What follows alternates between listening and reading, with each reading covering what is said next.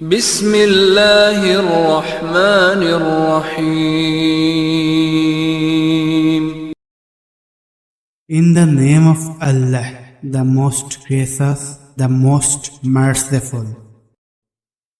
পরম করুণাময় এবং অসীম দয়ালু আল্লাহর নামে শুরু। দেশের বিভিন্ন এলাকা থেকে যারা এখানে রাত জেগে আমাদের এই কথাগুলো শুনতে আসছে এবং ভিতরে অভ্যন্তরে মা বোনরা যারা আছেন আমাদের এই কথা শোনার জন্য আপনারা এখানে সমবেত হয়েছে, প্রত্যেকের প্রতি আমি আমার সালাম জানাচ্ছি। প্রকৃত অর্থে আমি খুবই অসুস্থ, এর আগেও অসুস্থই ছিলাম, আজকেও আমি অসুস্থ অবস্থায় আসছি এখানে। যেহেতু এখানে আমি দীর্ঘদিন ধরে এখানে আসছি, হেরিকেন ব্যাংকের যে সময় এই দরবারটায় সত্যের দরবারের আলোচনা হয় তখনকার থেকেই আমি বাজানের সঙ্গে ছিলাম। আজকে 138তম জন্মবার্ষিকী হযরত মান্নান মাসিউর রুহুল্লাহ, ওনার নাম কিন্তু উনি হযরত মাসিউর রুহুল্লাহ বলতেন না, উনি বলতেন জনসেবক আব্দুল মান্নান।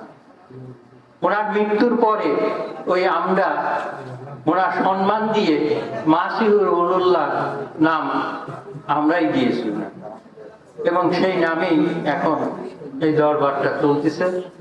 উনি এই দরবারটা রাখছিলেন কোরআনের দরবার। মূলত এই দরবারের নাম ছিল সত্যের দরবার।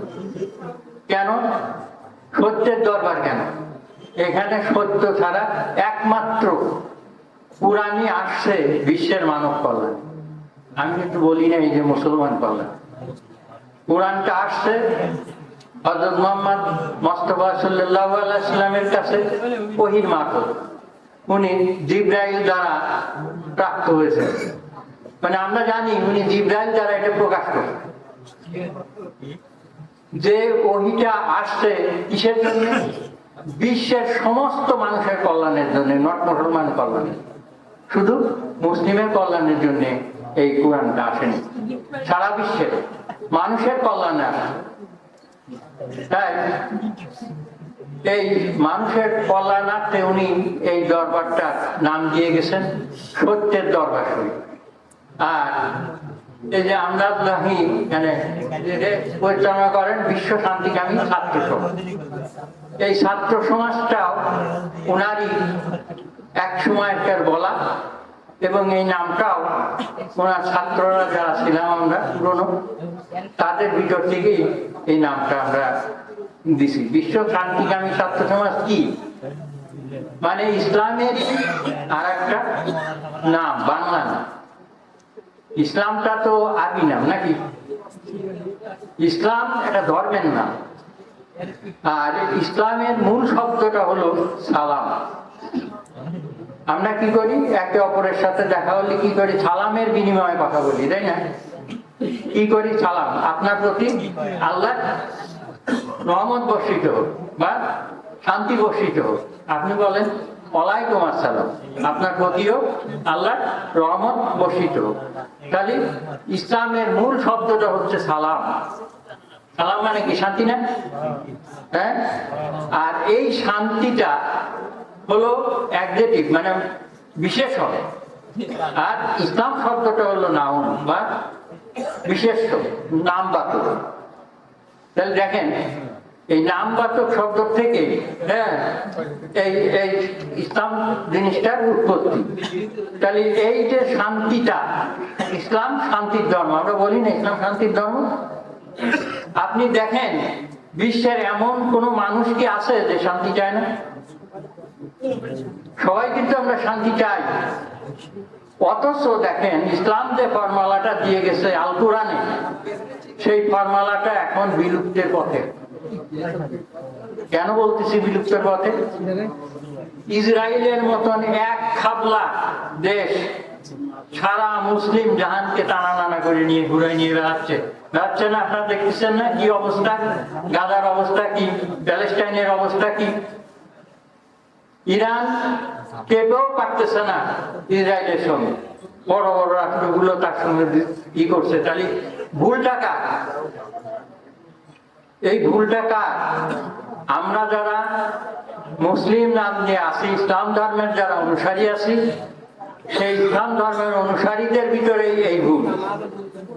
কুরআন যেখানে বলতেছে, এই সত্যের দরবারে শিক্ষা কিন্তু এগুলো, কুরআন যেখানে বলতেছে যে সারা বিশ্বের মানুষ কি চায়? শান্তি চায় না?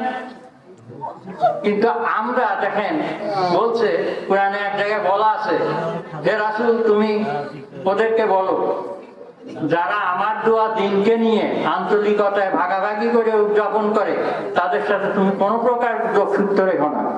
তাহলে আজকে দেখেন আমরা এখানে যারা উপস্থিত আছি, আমরা কি মুসলমান? আমরা কি মুসলিম? কিন্তু আমরা কি মুসলিম? সুন্নি মুসলিম। তাহলে আর একটা আছে শিয়া, আর একটা রাফিজি, আর একটা খারিজি, আর একটা মুজাহাবি, আর একটা লা মুজাহাবি, এরকম বিভিন্ন দলে আমরা বিভক্ত হয়ে গেছি। গেছি কি যাই নাই? তাহলে আল্লাহর দোয়া ইন্না দীন আনদাল্লাহিল ইসলাম, আমার থেকে নির্ধারিত দিন হলো ইসলাম, এটিকে আছে বর্তমান বিশ্বের উপরে। এবং এই যে শুধু মুসলমানের ধর্মগ্রন্থ না কোরআন, সারা বিশ্বের ধর্মগ্রন্থ কোরআন, সারা বিশ্বের মানুষের ডিরেকশন দিয়েছে। শান্তি চায় না এমন কোন লোক বিশ্বে পাবেন? পাবেন? কেউ পাবেন যে শান্তি চায় না? হিন্দুটা কি নিয়ে আসেন, একজন বৌদ্ধের নিয়ে আসেন। আল্লাহ তো এই হিন্দু, বৌদ্ধ, খ্রিস্টান, ইহুদি, মুসলিম এই ধরনের কোন দিক সৃষ্টি করে নাই, করছে? আল্লাহ সৃষ্টি করছে খালাকাল ইনসান, মানে কি আমি সৃষ্টি করছি মানব। ইয়া আইয়ুহান নাস, আল্লাহ ডাকছে হে মানুষ সকল শোনো। ইয়া বনি আদম, হে আদম সন্তানরা শোনো। এরা তো অন্য কিছু বলেনি আল্লাহ, নাকি না বলছে? তাহলে কেন আজকে আমরা ডিভিশন? আমাদের ইসলামিক জাহানের ভিতরে আমরা মেলা ডিভিশনে বিভক্ত। কে কার কথা শুনবে? ইসলাম একটা জিনিস দেখেন, কলেমার আইন দিয়ে সারা বিশ্বের মুসলমানদেরকে, সারা বিশ্বের আরবের মতো অত বড় জঘন্যতম জাতিকে সে সুস্থ স্বাভাবিক অবস্থায় নিয়ে আসছেন। যারা জ্যান্ত মেয়ে ছেলে জন্ম দিতে কবর দিয়ে ফেলাইছে, জ্যান্ত কবর দিয়ে মাটির তলে গেড়ে অসংখ্য অন্যায়ের সাথে ছিল। এবং মদ, জুয়া, গাঁজা এরা কোনো কিছুই বাদ দেয়নি সৌদি আরবে। সেই জায়গায় হযরত মুহাম্মদ সাল্লাল্লাহু আলাইহি ওয়াসাল্লাম শুধু কলেমার দাওয়াত দিয়ে, কলেমার দাওয়াত লা ইলাহা ইল্লাল্লাহু মুহাম্মাদুর রাসূলুল্লাহ, এই কথাটা বলেই উনি সারা বিশ্বের এই সৌদি আরবের সমস্ত মানুষের সুস্থ করে ফেলা করছিলেন না? পৃথিবীর অর্ধেক মানুষকে উনি আল্লাহর পথে নিয়ে আসছিলেন। আমরা তো এখানে, আমরা তো সবাই মানুষ না? তাহলে অমানুষকে দেখো, অমানুষকে আসি আমরা এখানে। নাস খান্নাস, ওয়াসিল খান্নাস বলতেছে না কোরআনে? আমরা নামাজ পড়ার সময় করি, তাই তো করি। এটা কি, এর অর্থ কি? বাংলা অর্থ আলেম সমাজ আমাদের শিখেছে যে তোমরা বাংলায় করি না। আরে আমার মাতৃভাষা বাংলা, যে জায়গায় কোরআনে বলা আছে উম্মুল কিতাব, মাতৃভাষার কিতাব, আমরা সেখানে আমার বুঝতে হলে আমার কোন ভাষায় বুঝতে হবে বলুন তো? আমার মাতৃভাষায় না? সেই জায়গায় আলেম সমাজ আমাদের শিখেছে যে আরবি এক এক অক্ষরে 10 নেকি, বাংলাতে তো নেকি হয় না, উল্টে গুণা, তাই না? তাহলে আপনি আর আমি তার উপরে কোরআন ওই একটা লেখার পরে আবার লেখছে যে আমি আরবি রাসূল, তাই তার কাছে আরবি ভাষায় কোরআন নাযিল হয়েছে।